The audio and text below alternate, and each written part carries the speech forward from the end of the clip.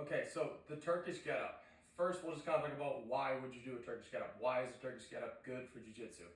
If you've been training for some time, you can probably start to pick out where there's some times in jiu-jitsu where some of the movements that you do are a lot like a Turkish get-up. Think about like your tactical stand-up, that first motion of rolling onto the elbow, pushing your opponent, shooting that leg under. That's exactly the first couple of steps, okay? Other big benefit, you're working on many things at once. So if you're someone who's busy, family, work, kids, jiu-jitsu, working out, if you have 10 or 15 minutes, you can work on this movement and improve a lot of different things, okay? Hip mobility, single leg stability, core work, shoulder stability, a lot of things that are good for your neck. There's a lot of things happening here, okay? So the way I would learn to do it before you even get into a weight, I'm gonna show you kind of just body weight, and I'm gonna show you a little trick that I use to really prove that you're ready to start adding weight to this movement, okay? So you're gonna start lying down on your back, okay? Arm is gonna be up, other arm is gonna be out. One common mistake, people bring their feet very narrow. This doesn't help you later. You need a wide base of support to be able to swing that leg through and stand up. So legs out, about a 45 degree, arm up like this, okay?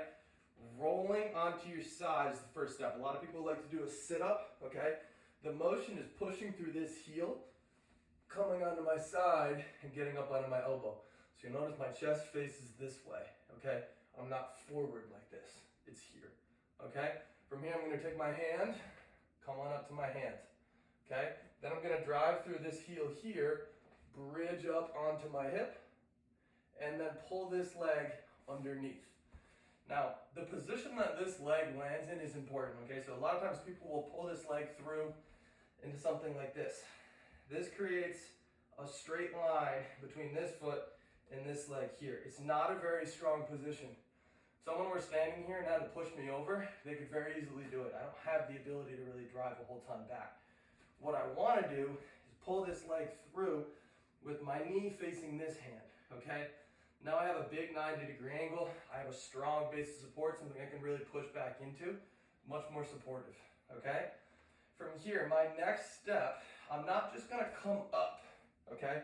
Before I just come up, I'm gonna sit back into my hip and then come up, okay? If you wanna be able to do this with heavy weight, that's an important step. The weight is very light. You'll most likely be able to just kind of windmill up. As the weight gets heavier, you'll have to learn how to sit back into your hip and then come up, okay? Two different ways to stand from here. You can pivot this back knee to the ground and stand up this way. Some people don't love that pivoting motion on their knee, so instead they'll bring this leg around here and stand like this, okay? To reverse, lunge back, open this leg back up, sit back into the hip, drop the hand to the ground, sweep the leg through, drop to your hip, drop to your elbow, down onto your back, okay? Before you start adding weight, I'm gonna show you a quick challenge, but real quick, safest way to pick this thing up, if you're starting here, to take the weight from here and just rip it up, it's not a very good position for your shoulder. So what you're gonna do is take it with two hands, roll onto your side, roll back, bring it up, then take that second hand off. Do the movement. As you come back down, same thing, two hands, roll onto your side, okay? Especially important as you get into heavier weights.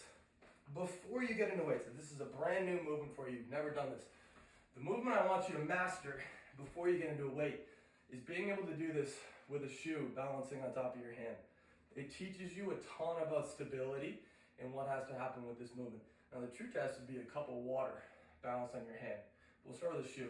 Okay, so what that's gonna look like, you're gonna get into that setup position, you're gonna put a shoe on top of your hand, and you're gonna move through those stages. What's gonna happen is you're gonna have to go super, super slow. If you start moving too fast, you're gonna drop that shoe. And you'll really find you have to dial in each step. It's a great instructional piece without any weight involved. Okay, if you can do this, one full repetition on each side, go ahead and start adding weight. A great workout with the Turkish get-up, set a timer every minute, go for 10 minutes. At the top every minute, do one get-up on the left, one get up on the right. Slower the better, it doesn't need to be fast. In fact, one of the common mistakes you see people learning this is they try and go too fast and they try and combine steps together. Take your time, this is a stability exercise. You'll get a lot more out of it that way.